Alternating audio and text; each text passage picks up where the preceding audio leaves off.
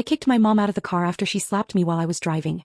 The car swerved the second my mother's slap cracked across my cheek. The sound was sharp, explosive like a firecracker going off inside the enclosed space of the vehicle. For a split second, the world dissolved into a blur of motion and a high-pitched ringing in my left ear. Traffic rocketed past us on the highway, a river of steel and colored lights, and a horn blared, a furious alien sound that sliced through my days. My head had snapped to the side with the force of the blow, and my heart hammered against my ribs, a frantic drumbeat of pure adrenaline. As I wrestled the wheel to pull the car back into our lane, one single crystal-clear thought cut through the chaos. I have to get her out of this car. Not because I was angry, not in that moment. The anger would come later. This was something far more primal. It was terror. So I signaled, my hand shaking slightly, and I pulled over.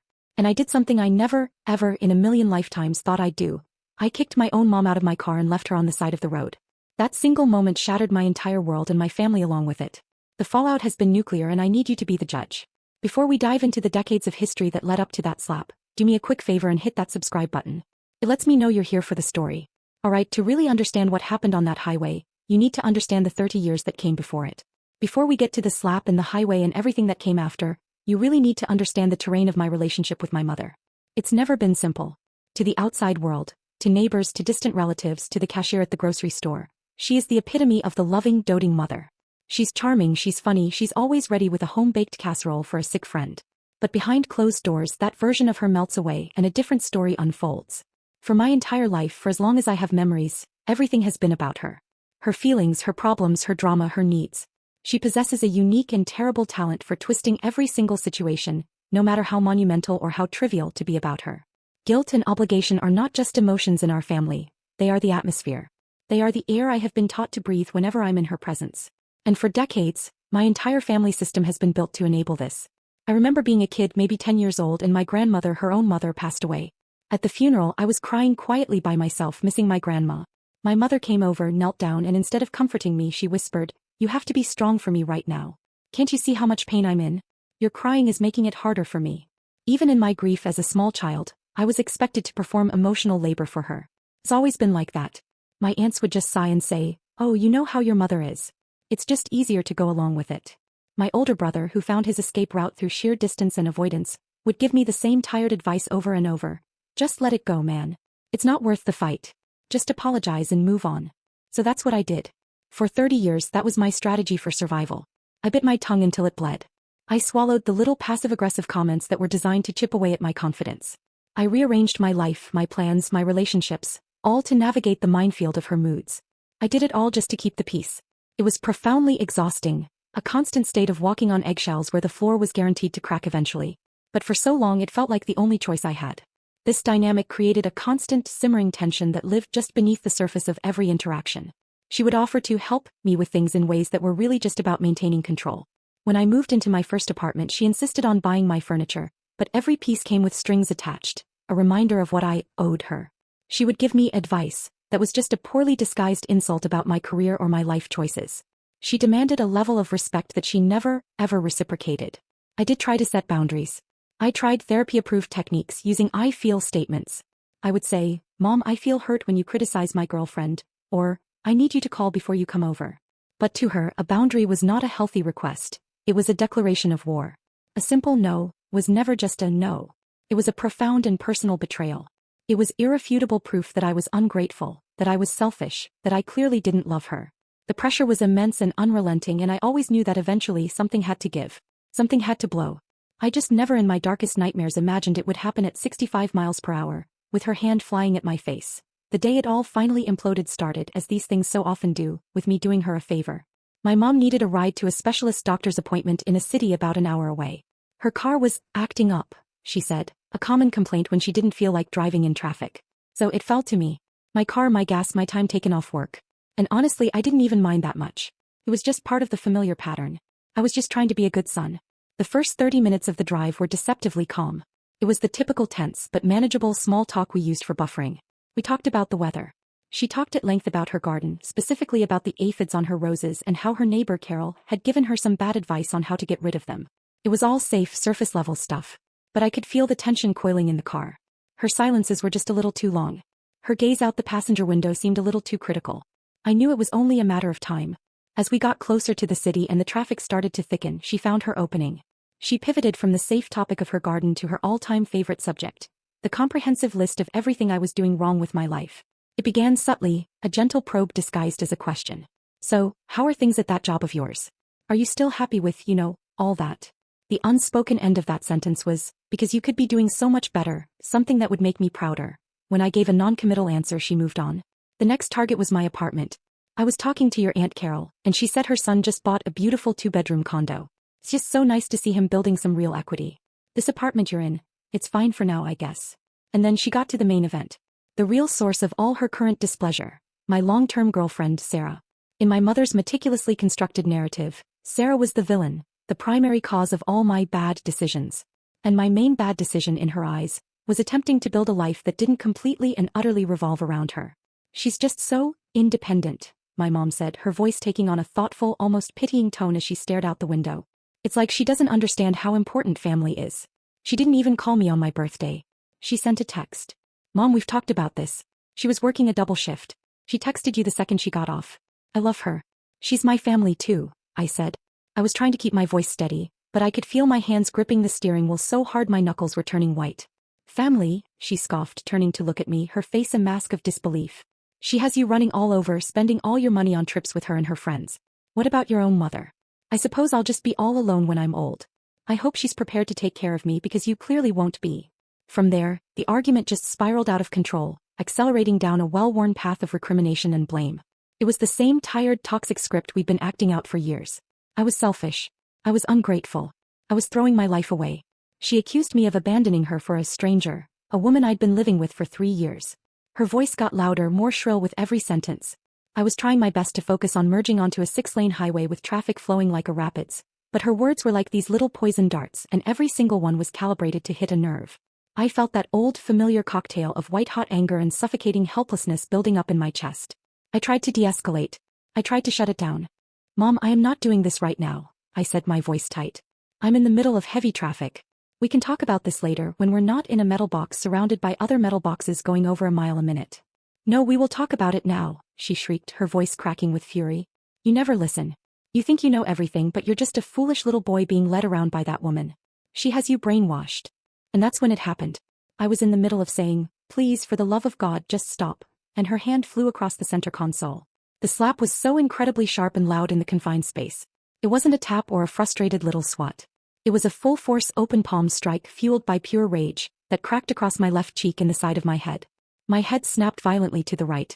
My glasses flew off my face and landed somewhere in the passenger footwell. For a terrifying second, my hand slipped on the wheel and the car drifted hard into the next lane. A semi-truck's horn blared, a deep, deafening blast that seemed to vibrate through my entire skeleton, cutting through the piercing ring in my ear. I yanked the wheel back, my heart hammering against my ribs so hard I thought it might break through. It wasn't a thought, it was an instantaneous, full-body realization.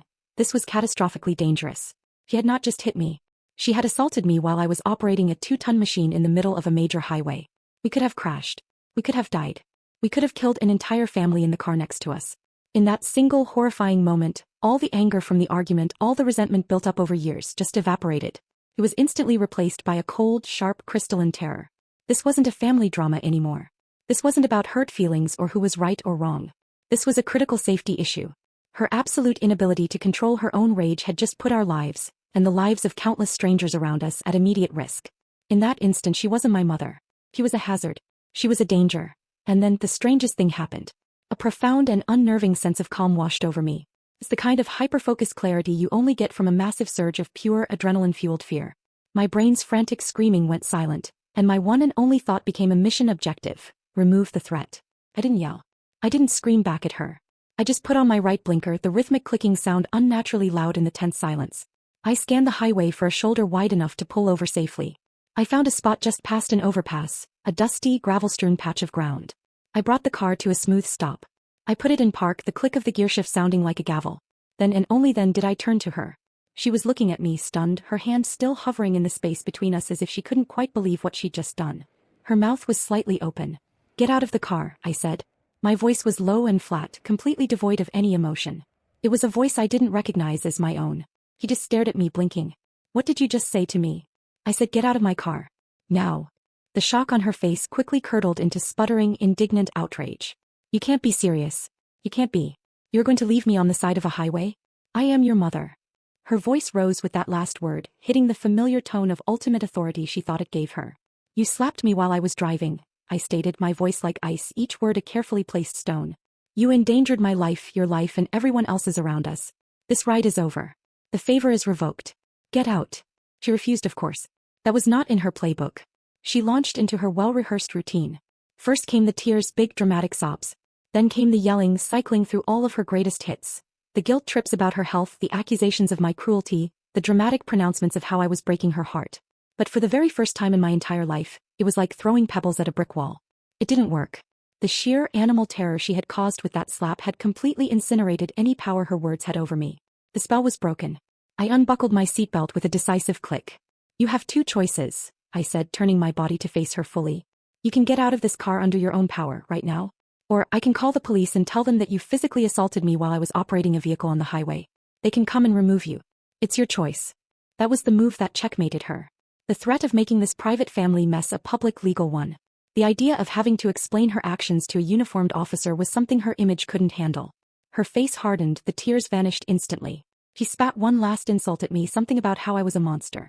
She fumbled for her purse, wrenched the car door open with such force that it rocked the vehicle and slammed it shut. She stomped off onto the shoulder without a single look back. I watched her for a second in my rearview mirror, this furious, diminishing figure on the edge of a massive, indifferent highway. Then I locked the doors, put the car in drive, and drove away. The drive home was completely, utterly silent. I didn't turn on the radio. The only sound was the low hum of the road and the wind rushing past my windows. I didn't feel angry. I didn't feel relieved. It just felt hollow, like something had been scooped out of my chest. But that empty, quiet feeling didn't last long. It was the calm before the storm. About 20 minutes after I had merged back onto the highway, my phone, sitting silently in the cup holder, began to blow up. First it was my aunt. I saw her name and picture flash on the screen and I let it go to voicemail. A second later, a text. Then another. Then a call from my brother. The war had begun. The message from my aunt was a wall of text in all caps. How could you just leave your mother on the highway? Are you sick? She is hysterical. A stranger had to pick her up. What is wrong with you? Then I answered the call from my brother. Dude, what did you do? He started without even a hello. Mom called me, she was completely bawling. She said you two had a huge fight and you just threw her out of the car in the middle of nowhere. You have to go back and get her. You have to fix this. Of course, the story Mom was telling them was a masterfully edited version of events. She mentioned an argument. She mentioned with great dramatic flair that I had thrown her out. She conveniently and completely omitted the part where she had physically assaulted me while I was driving a car at highway speeds. In her narrative, I was the unhinged, abusive son, and she was the poor, helpless, elderly victim abandoned to a terrible fate, and my family, after a lifetime of conditioning, bought it.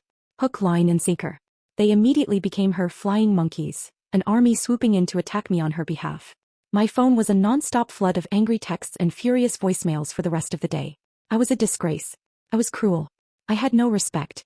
I was told I needed to get down on my knees and beg for my mother's forgiveness. Not a single person, not my aunt, not my brother, not anyone, asked for my side of the story. They had already heard the only version that mattered, my mother's. I was tried and convicted in a court where I wasn't even allowed to speak. I tried to explain.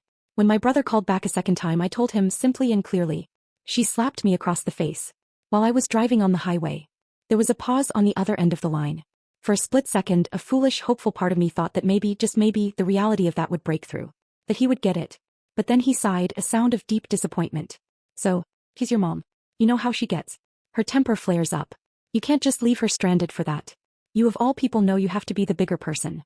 And that's when the last piece of the puzzle clicked into place with sickening finality. To them, what she did, a dangerous physical assault, was excusable. It was just a little quirk. That's his mom being mom. But my reaction to being assaulted in a life-threatening situation, that was an unforgivable, monstrous crime. In that moment, I understood the number one unspoken, unbreakable rule of our family. Mom's behavior, no matter how toxic, no matter how dangerous, is always, always excused. And by putting my own physical safety first, I had committed the ultimate sin. The days that followed, I was completely excommunicated. The family group chat went silent for me. My calls went unanswered. The amount of guilt they all tried to pile on me was of architectural scale.